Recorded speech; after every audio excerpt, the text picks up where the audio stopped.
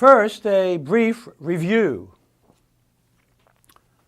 We have advanced from consciousness to self-consciousness.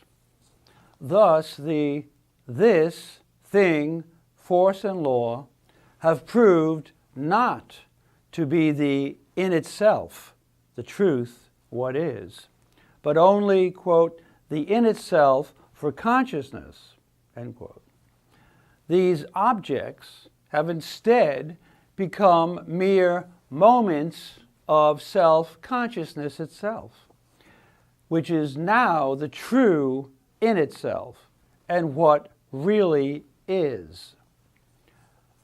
To recall, we made the final transition to self-consciousness in force and understanding.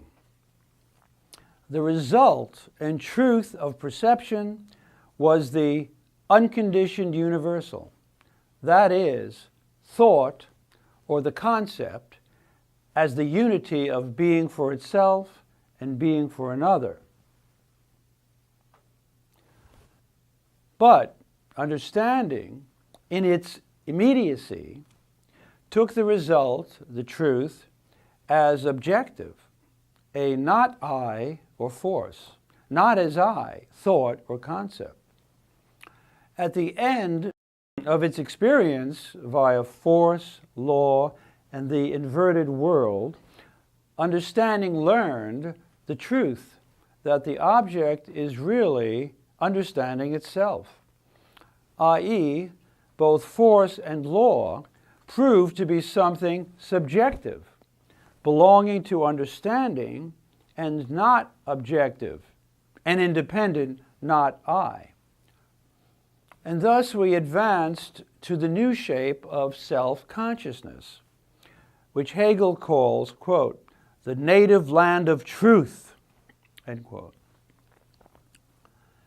Before we continue, an important note. We have said that when a new shape begins, we know the result of the previous shape, while the new shape itself does not. Only at the end will it know what we know. This must be qualified. As a rule, the new shape at the end rather does not know what we know, or it does, but forgets and remains within its shape and standpoint. Only we advance to the next truer shape. But we always know more than we did at the beginning. For example, in perception, at the start, the universal was the truth. But the universal at the end became the unconditioned universal, or the unity of being for itself and being for another, something we did not know at the start. So we, the phenomenologists, do learn something by the end of each refuted shape. The shape now before us is self-consciousness. We have advanced from consciousness of another to consciousness of consciousness, from the knowing of another to the knowing of itself, the knowing of knowing. As we said, self-consciousness is the end of the book, since absolute knowing, the final truth or true knowing, is consciousness, thought, or the concept. All that remains now is to transfer all remaining objects, other selves, the world, God, into the concept. In other words, to unite consciousness and self-consciousness, a state in which object and self are one. Self-consciousness, B, is just the beginning of this unification process. So we begin here with self-consciousness in its immediate form, as inextricably connected to consciousness of an object or not I. As Hegel says, self-consciousness as immediate, as I equal I, is just a, quote, motionless tautology, end quote. For as yet, there is no difference between the two I's in the I equal I formula for self-consciousness. That is, between the first or subject I and the second or object I. Hence, the new shape in its immediacy is just I, a pure I, and not yet an I equals I. Of course, we, the phenomenological observers, know the truth, which it will later learn. Hegel also says that self-consciousness, in truth, is not motionless, but rather movement. That is, quote, the reflection out of the being of the world of sense and perception, and the return from otherness, or the object, into itself, end quote. This return will be desire. So, to truly have self-consciousness, we need an object from which consciousness will return into itself, i.e., an object in which consciousness will see itself. Ultimately, this object will be a self, another self-consciousness. In the dialectic of self-consciousness, we will observe the first process whereby self-consciousness and consciousness become one.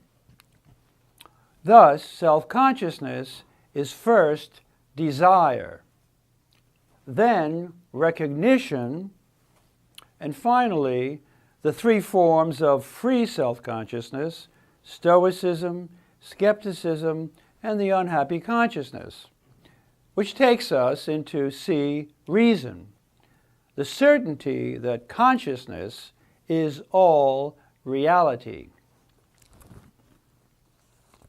Now, to recall, the result and truth of understanding was the inner difference Hegel calls a difference which was no difference, as well as infinity, life, and the unity of opposites.